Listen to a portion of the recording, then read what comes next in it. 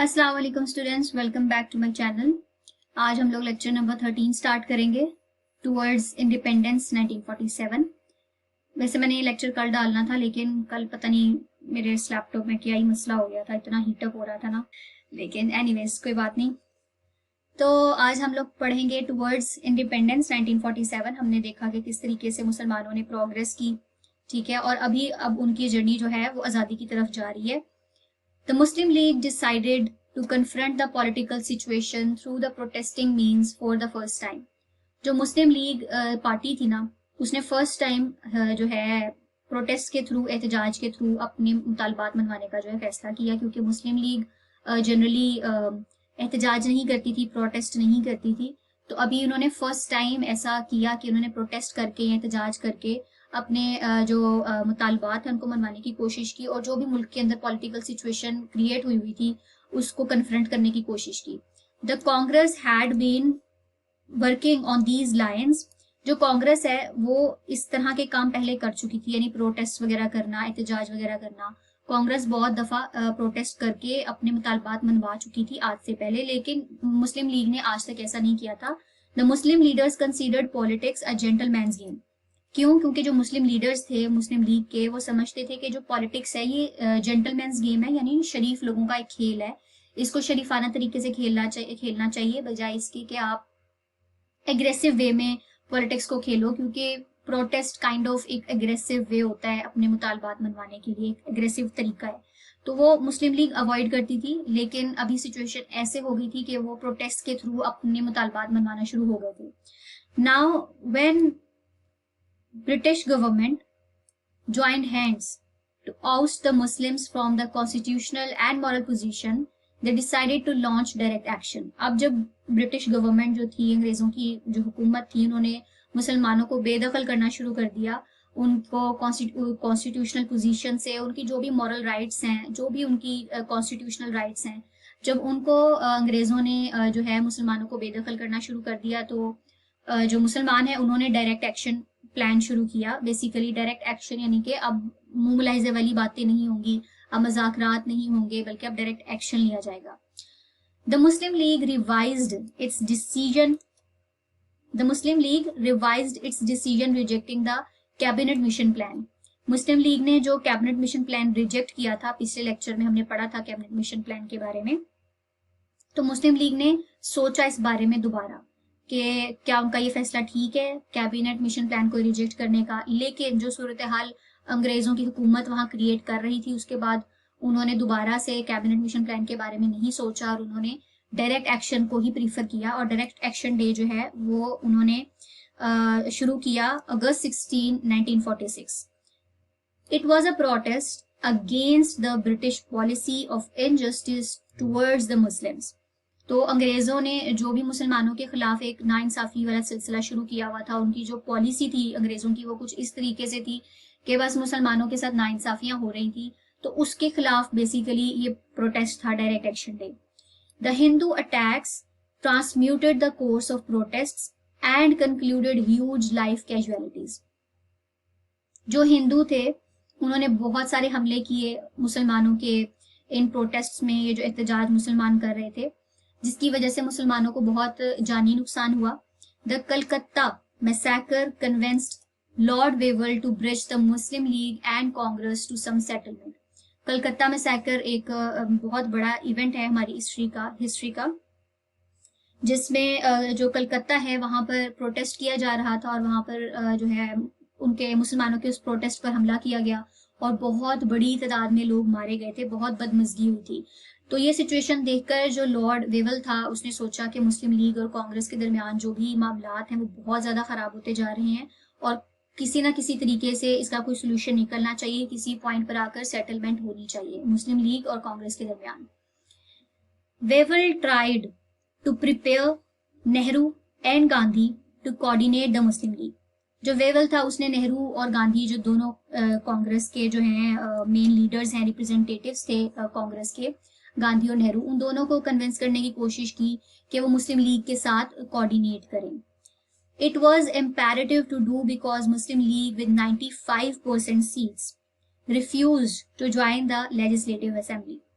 अब जो मुस्लिम लीग थी उन्होंने 95% सीट्स जीती थी, मगर इस सब के बावजूद भी जो मुस्लिम लीग है वो लेजिस्लेटिव असेंबली का पार्ट बनने के लिए रेडी नहीं थी। उन्होंने इनकार कर दिया था वेवल को। दूसरी तरफ जो कांग्रेस थी, they rejected all the possible offers even from the government. तो कांग्रेस ने भी कोई कॉम्प्रोमाइज नहीं किया गवर्नमेंट के साथ, और जो मुस्लिम लीग है उन्होंने भी जो लेजिस्लेटिव असेंबली है उसको ज्वाइन करने से मना कर दिया। Churchill snubbed the Labour government on the Calcutta riots, and the Viceroy requested Jinnah to join the interim government that Jinnah accepted. उसके बाद जो चर्चिल है उसने जिन्ना से रिक्वेस्ट की कि आप मतलब इंटरिम गवर्नमेंट ज्वाइन कर लें, और जो जिन्ना थे उन्होंने ऑफर एक्सेप्ट भी कर ली थी। मैंने आपको पिछले लेक्चर में बताया था कि इंटरिम गवर्नमेंट क्या होती है। बेसिकली टेम्पररी तौर पर कुछ पार्टीज इकट्ठी होकर एक टेम्पररी गवर्नमेंट बनाती हैं। ऐसी गवर्नमेंट को हम लोग इंटरिम गवर्नमेंट कहते हैं, और ये टेम्पररी गवर्नमेंट होती है तब तक के लिए जब तक के लिए मुल्क पर कोई परमानेंट तौर पर गवर्नमेंट मुसल्लत नहीं हो जाती, तब तक ये इंटरिम गवर्नमेंट रहती है, टेम्पररी गवर्नमेंट होती है basically. On October 25, 1946 the members of the executive council were finalised. उसके बाद 25 अक्टूबर 1946 को जो है फाइनली जो एग्जीक्यूटिव काउंसिल के मेंबर्स है वो फाइनलाइज हो गए। यानी एग्जीक्यूटिव काउंसिल मैंने आपको बताया था, इसको लेकर भी बहुत ज्यादा एतराजात रहे मुल्क के अंदर कि एग्जीक्यूटिव काउंसिल में कौन कौन मेंबर होना चाहिए, क्योंकि बहुत बड़ी पोजीशन है। तो इसमें मुसलमान अपने हक के लिए लड़ते थे कि उनके लिए सीट्स जो है वो रिजर्व होनी चाहिए। और 25 में जो है 25 अक्टूबर 1946 में जो है फाइनली उनको फाइनलाइज किया था उन्होंने कि कौन कौन एग्जीक्यूटिव काउंसिल का मेंबर होगा। अब आ जाता है जो इलेक्शंस हुए उसमें मुस्लिम लीग हैड बैग्ड पंजाब में। ठीक है, अभी सिर्फ पंजाब में मैं बता रही हूँ कि जो इलेक्शंस हुए उसके क्या रिजल्ट निकले। Muslim League had bagged 79 out of 86 seats in Punjab. Punjab में जो मुस्लिम लीग है उन्होंने 86 में से 79 सीट्स जो है उनमें अपनी जगह बनाई। लेकिन जो खिजर हयात तिवाना था उसने अपनी ही एक गवर्नमेंट बनाई with the help of Hindu and Sikh members. Unionist उनको कहा जाता है क्योंकि ये यूनाइटेड होकर कर रहे हैं, तो यूनियनिस्ट। ठीक है, तो बेसिकली खिजर हयात तिवाना ने अपनी गवर्नमेंट बना ली थी पंजाब में with the help of Hindu और सिख मेंबर्स। ठीक है, जो कि बहुत बड़ी नाइंसाफी थी, जाहिर सी बात है, क्योंकि सीट्स जो है वो मुस्लिम लीग जीते थे पंजाब में, लेकिन हुकूमत किसकी आई? खिजर हयात तिवाना की with the help of Unionist Party Hindu और सिख मेंबर्स की। ठीक है, the Muslim League confronted this conspiracy and protested to restore the people's will. तो फरवरी 1947 में मुस्लिम लीग ने इस चीज को कन्फ्रंट किया कि ये नाइंसाफी है। The Punjab government dealt with the situation cruelly, लेकिन ऑब्वियसली मुस्लिम लीग ने जितनी भी कोशिश की अपने अपने हक के लिए लड़ने के लिए, जो उस वक्त की हुकूमत थी पंजाब की, उसने सिचुएशन को बहुत बुरी तरीके से डील किया। Here the Muslim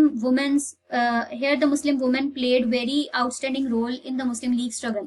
अब यहाँ पर जो मुस्लिम लीग अपने लिए स्ट्रगल कर रहे थे, क्योंकि जाहिर है अब आप देख रहे हो, मैंने जैसे आपको बताया 86 सीट्स में से 79 सीट्स वही जीतते थे मुस्लिम लीग, लेकिन हुकूमत कोई और कर रहा है। तो इसके खिलाफ वो जो मुस्लिम लीग प्रोटेस्ट कर रही थी या जो भी अपना रोल प्ले कर रही थी, उसमें मुसलमानों की जो औरतें हैं, जो मुस्लिम वुमेन है, उन्होंने बहुत अहम रोल प्ले किया, क्योंकि वो इन प्रोटेस्ट में पार्ट रही थी मर्दों के साथ साथ, उन्होंने भी प्रॉपर पार्ट लिया था।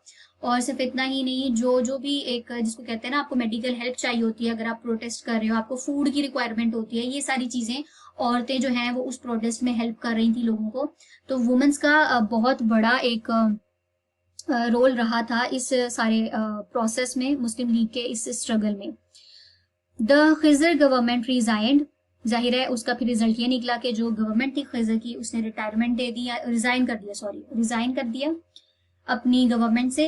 And governors rule was imposed on March 2, 1947। उसके रिजाइन करने के फौरन बाद वहां पर गवर्नर रूल लग गया था मार्च 2, 1947 को। तो फाइनली मुस्लिम लीग की जो स्ट्रगल थी, जो मेहनत थी और जो प्रोटेस्ट थे, वो रंग लाए और उन्होंने खिजर हयात तिवाना की गवर्नमेंट को खत्म किया। ये थी पंजाब की सूरत हाल। उसके बाद आसाम में क्या हुआ? Maulana Bhashani launched a movement against the ejection of Muslim parents. अब जो मौलाना भशानी थे ये आसाम के एक बहुत बड़े पॉलिटिकल लीडर थे। वहां पर इन्होंने जो है मूवमेंट शुरू की एक जो उन्होंने शुरू की थी मुसलमान किसानों के लिए। असम में बहुत सारे ऐसे किसान थे जिनसे उनकी ज़मीनें छीन ली जाती थी, और इतना ही नहीं बल्कि जो मेहनत करते थे मुसलमान किसान फसलें उगाने के लिए, उनको उस क्रॉप में से, उस फसल में से कोई हिस्सा भी नहीं दिया जाता था। तो जो मौलाना भशानी थे, उन्होंने मूवमेंट शुरू की थी, उसका नाम था तिभागा। अब यहाँ पर वो मेंशन नहीं है, लेकिन मैं आपको वैसे बता देती हूँ। तिभागा मूवमेंट उसका नाम था, TEBHAGA, तिभागा। तिभागा, ये तिभागा में जो ते का लफ्ज यूज हो रहा है ना, ये तीन के लिए यूज होता है। तो बेसिकली ये जो मूवमेंट थी, इसका मकसद था कि जितनी भी फसलें हैं, क्रॉप्स हैं, उसके तीन हिस्से हैं, ते भागा यानी तीन हिस्से हैं, और उन तीन हिस्सों में से दो हिस्से जो हैं वो मुसलमानों के होने चाहिए, क्योंकि वहां पे जितने भी किसान थे वो मुसलमान थे और सबके सब बहुत मेहनत से काम करते थे। तो वो तीन में से दो हिस्से मुसलमानों के होंगे और एक हिस्सा जो भी लैंडलॉर्ड है उसका होगा। तो मुसलमानों की मुस्लिम किसानों के साथ जो है इस तरह की नाइंसाफियां हो रही थी, उसके खिलाफ मूवमेंट शुरू की थी मौलाना भशानी ने, और ये बहुत सक्सेसफुल भी रही थी। इसके बाद आ जाता है announcement of February 20, 1947। Prime minister Attlee declared by June 1948 all power would be given to representatives. If no constitution was framed, the British government will think whether the powers be given to provincial governments. अब यहाँ पर जो prime minister है वो declare कर रहा है, 1948 को उसने डिक्लेयर किया, यानी जितनी भी पार्टीज हैं मुल्क के अंदर, मुस्लिम लीग हो गई, कांग्रेस हो गई, और भी जितनी पार्टीज हैं, उन सबकी जो भी रिप्रेजेंटेटिव्स हैं, उनको पावर दी जाएगी कि वो अपने मुल्क से रिलेटेड जो है वो फैसले ले सकें। और अगर कोई कॉन्स्टिट्यूशन फ्रेम नहीं हो पाता, क्योंकि अभी तक आप देख रहे हैं, जब से हम लोगों ने ये लेक्चर शुरू किए हैं, लेक्चर नंबर 1 से आपने देखा होगा कि कॉन्स्टिट्यूशन डिजाइन करना ही सबसे बड़ा चैलेंज रहा है, क्योंकि ऐसा कॉन्स्टिट्यूशन बनाना ही बहुत मुश्किल था जिसमें हिंदू और मुसलमान दोनों सेटिस्फाइड हो सकें। तो इसलिए उन्होंने कहा कि अगर कोई कॉन्स्टिट्यूशन फ्रेम नहीं हो पाता इस मुल्क का, तो ब्रिटिश गवर्नमेंट इस बारे में सोचेगी कि जितने भी इस मुल्क के अंदर प्रोविंसेस हैं, और उन प्रोविंसेस पर जो जो भी गवर्नमेंट हुकूमत कर रही है, उनको भी पावर्स दे दी जाए, ताकि वो इंडिपेंडेंटली अपने प्रोविंस से रिलेटेड डिसीजन ले पाए। अगर कॉन्स्टिट्यूशन जो है वो फ्रेम नहीं हो पाता, अगर आइन बन गया तो फिर तो जरूरत ही नहीं है, ठीक है। इन सम एरियाज और any other alternative that is in the interest of Indians, Mountbatten was appointed new viceroy of India. तो जो माउंटबेटन था वो नया वाइसराय बन गया इंडिया का। ये मैं आपको बता दूं, मुझे एक दफा पता नहीं किसी ने पूछा था कि वाइसराय क्या होता है।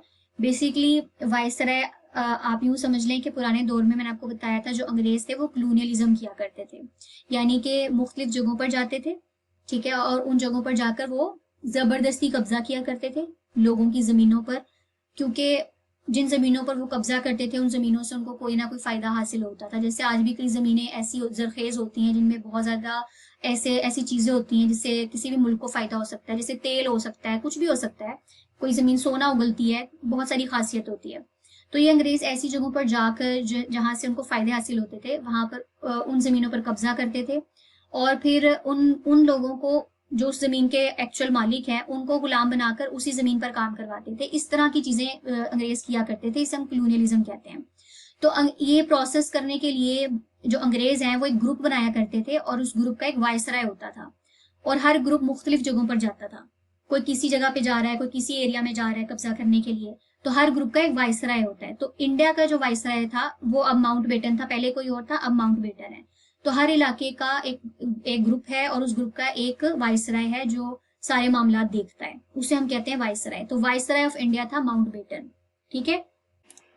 Mountbatten as viceroy. Mountbatten arrived in Delhi on March 22, 1947। अब ये जो माउंटबेटन था ये दिल्ली कब आया? अंग्रेजों ने जब इसको अपना नया वाइसराय मुंतखब किया तो ये दिल्ली आया March 22, 1947 को। The basic objective of his appointment was to wind up British rule. अब ये आया क्यों था? अपने एक ही ऑब्जेक्टिव के लिए, अपने बेसिक ऑब्जेक्टिव के लिए, और वो ये था कि वो इंडिया को बताने के लिए आया था कि यहाँ पर ब्रिटिश रूल फाइनली खत्म हो रहा है, अंग्रेजों की हुकूमत खत्म हो रही है। He arranged dialogue with Indian leaders. Then he visited England for deliberations for new plan.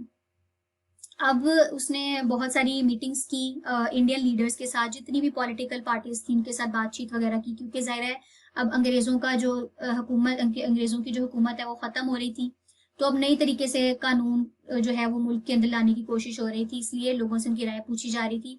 इसके बाद इसने इंग्लैंड विजिट किया और वहां से वो एक नया प्लान लेकर इंडिया में आया।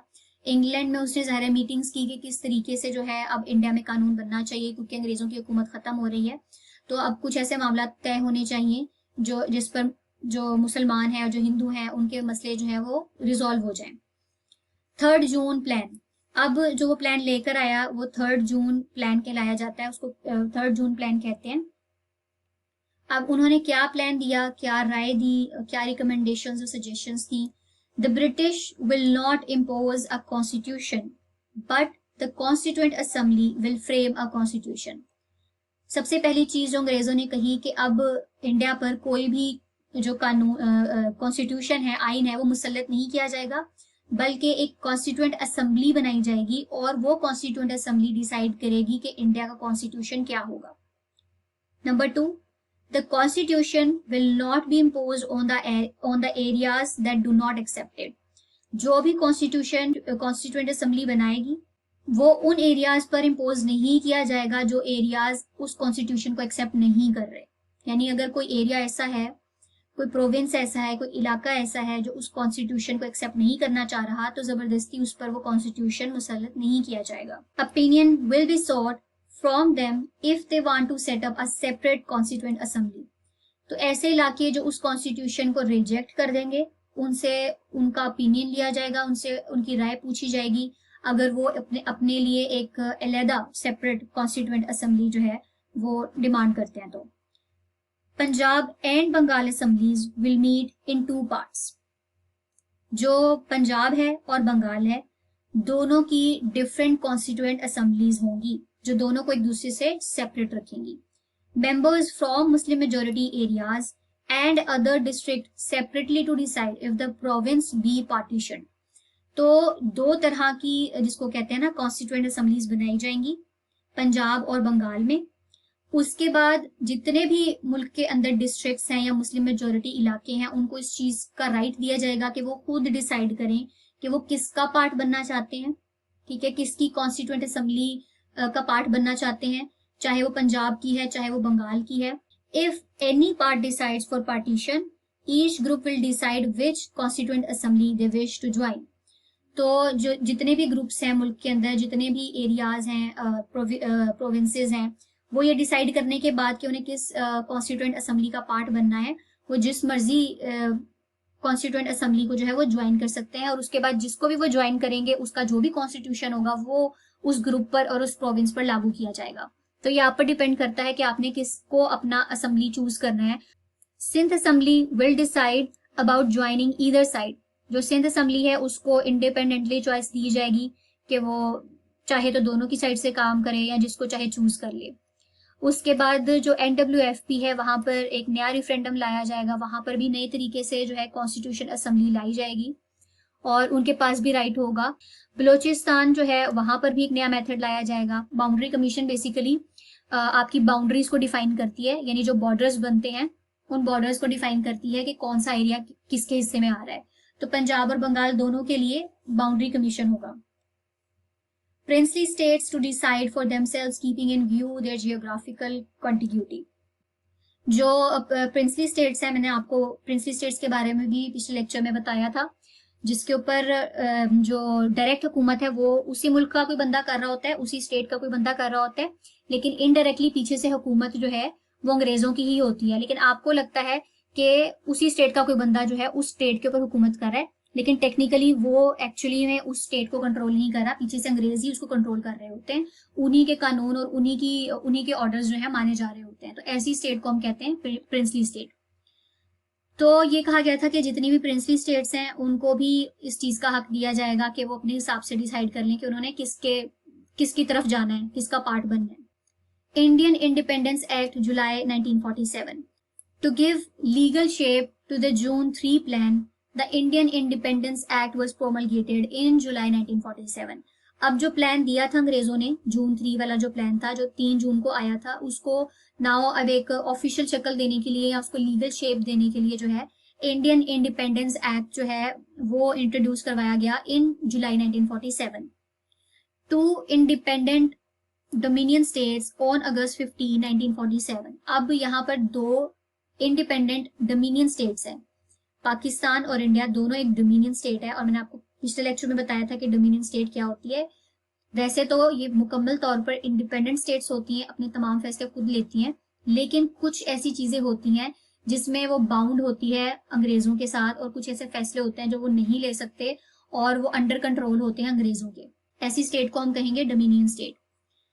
Their legislatures will have all powers to make laws for the respective states. अब इनके जो भी लेजिस्लेचर्स होंगे, जो भी आइन बनाने वाले, कानून बनाने वाले इदारे होंगे, उनको सारी पावर्स दी जाएंगी कि वो अपनी अपनी स्टेट में अपने अपने हिसाब से जो है वो कानून बनाए। Government of India act 1935 to be interim constitution subject to changes due to Indian independence act 1947। जो गवर्नमेंट ऑफ इंडिया एक्ट 1935 था, मैंने आपको बताया था कि ये एक ऐसा आइन था जो अंग्रेज इंडिया में लेकर आए थे, और ना ही इसको कांग्रेस ने एक्सेप्ट किया था, ना ही मुस्लिम लीग ने, दोनों को वो पसंद नहीं आया था। लेकिन ऑब्वियसली वही कानून चला था मुल्क के अंदर। लेकिन आफ्टर इंडियन इंडिपेंडेंस एक्ट 1947, अब इंडिया और पाकिस्तान दोनों आजाद हो रहे थे, सेपरेट हो रहे थे ऑफिशियली एक दूसरे से। तो फाइनली जो गवर्नमेंट ऑफ इंडिया एक्ट 1935 वाला कॉन्स्टिट्यूशन था उसे खत्म किया जा रहा था। Governor generals can amend the interim constitution until March 31, 1948। यानी एक टाइम दिया गया अंग्रेजों की तरफ से कि आप मार्च 31, 1948 तक आपके पास इस चीज का टाइम है कि आप गवर्नमेंट ऑफ इंडिया एक्ट 1935 वाला जो कॉन्स्टिट्यूशन है उसमें अपनी मर्जी से चाहे तो तब्दीलियां आप कर सकते हो। All arrangements between the British and the princely states to come to an end. अब जितनी भी अरेंजमेंट्स थी अंग्रेजों के दरमियान और जितनी भी प्रिंसली स्टेट्स थी उनके दरमियान जितने भी मसले मसाइल थे वो रिजॉल्व हो रहे थे। And they will have new arrangements with the new states. और अब मुकम्मल तौर पर एक नई स्टेट बनकर निकल के आ रही थी। इंडिया एक सेपरेट स्टेट है, पाकिस्तान एक सेपरेट जो है वो मुल्क बन रहा है। तो उसके बाद मुकम्मल तौर पर एक नया अरेंजमेंट जो है वो इंट्रोड्यूस हो रहा था। British king will no longer use a title of the king of India. जो भी ब्रिटिश का किंग होगा, बादशाह होगा, अब वो मजीद अपने आप को वो टाइटल नहीं देगा कि I am the king of India, या जो भी किंग्स बनते हैं ब्रिटिश अंग्रेजों के, वो अब अपने आप को ऑफिशियली ये नहीं कह पाएंगे कि we are the king of India, क्योंकि अब हम एक इंडिपेंडेंट स्टेट है। The partition process. अब जो पार्टीशन की बात आई उसमें क्या हुआ, जो पंजाब है उसमें the Muslim members favoured joining new constituent assembly and the non Muslims voted for partition and joining India. जितने भी मुस्लिम मेंबर्स थे पंजाब के अंदर, जो जितने भी मुसलमान थे, उन्होंने एक नया कॉन्स्टिट्यूएंट असेंबली जो है वो चूज किया अपने लिए। वो इंडिया के साथ नहीं जाना चाहते थे, इंडिया का जो भी कॉन्स्टिट्यूशन है वो उसके साथ नहीं जाना चाहते थे। तो बेसिकली वो पाकिस्तान के हक में फैसला सुना रहे थे, और जितने भी नॉन मुस्लिम्स थे उन्होंने वोट किया था इंडिया को ज्वाइन करने के लिए। जो बंगाल है उसमें जितने भी मुसलमान हैं उन्होंने भी जो नया कॉन्स्टिट्यूशन बन रहा था मुल्क के अंदर, नई कॉन्स्टिट्यूएंट असेंबली बन रही थी, उसके हक में फैसला सुनाया, और जितने भी नॉन मुस्लिम्स थे उन्होंने इंडिया ज्वाइन किया। सिंध में भी जो कॉन्स्टिट्यूएंट असेंबली थी ऑलरेडी उसने अपने आप को पार्ट बना लिया पाकिस्तान का। जो NWFP है उन्होंने भी पाकिस्तान के हक में फैसला सुनाया, लेकिन NWFP में एक जिसकी हुकूमत थी ना उसका नाम था डॉक्टर खान। उसकी जो गवर्नमेंट थी ना वो इंडिया का हिस्सा बनना चाहती थी, लेकिन उसके जो लोग हैं NWFP के जो लोग थे उन्होंने पाकिस्तान के हक में फैसला सुनाया था। इसलिए डॉक्टर खान ने जो है इसको बायकॉट करने की कोशिश की थी। जो भी फैसला लोगों का आया था पाकिस्तान ज्वाइन करने का, डॉक्टर खान की गवर्नमेंट ने उस चीज का बायकॉट किया था। लेकिन ऑब्वियसली NWFP के लोग डिसाइड कर चुके थे कि वो पाकिस्तान का पार्ट बनना चाहते हैं, तो वो पाकिस्तान का पार्ट बने। फिर बलूचिस्तान में जो शाही जिरगा था और जितने भी नॉन ऑफिशियल मेंबर्स थे कोयटा म्यूनिसिपल कमेटी के, वो सब के सब पाकिस्तान का हिस्सा बनना चाहते थे। तो शाही जिरगा भी एक पार्टी थी बलूचिस्तान की। तो जितने भी वहां पर कमेटीज बनी हुई थी सबके सब ने पाकिस्तान के हक में फैसला दिया।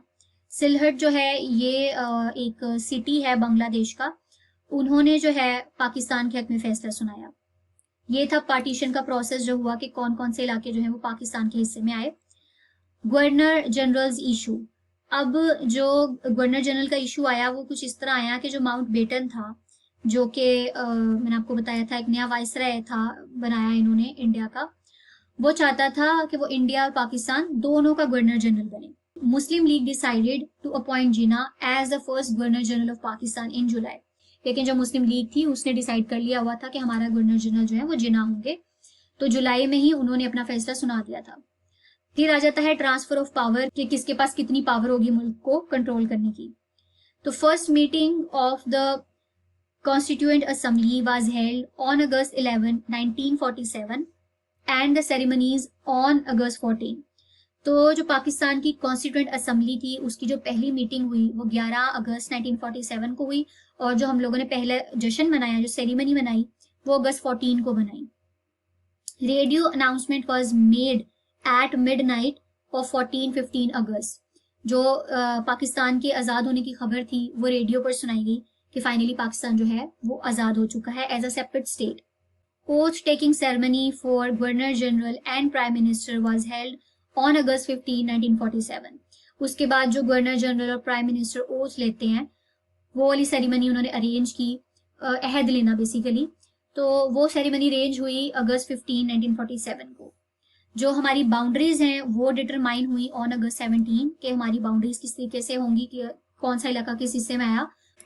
ये जो बाउंड्रीज कमीशन थी ना, अब इसने कुछ ऐसे कॉन्ट्रोवर्शियल डिसीजंस लिए थे, गुरदासपुर और जीरा तहसील, इसके कुछ सर्टेन एरियाज थे जिसके ऊपर जो है दोबारा से कोई बहस मुबाहिसा चल रहा था कि किसका हिस्सा बनेगा।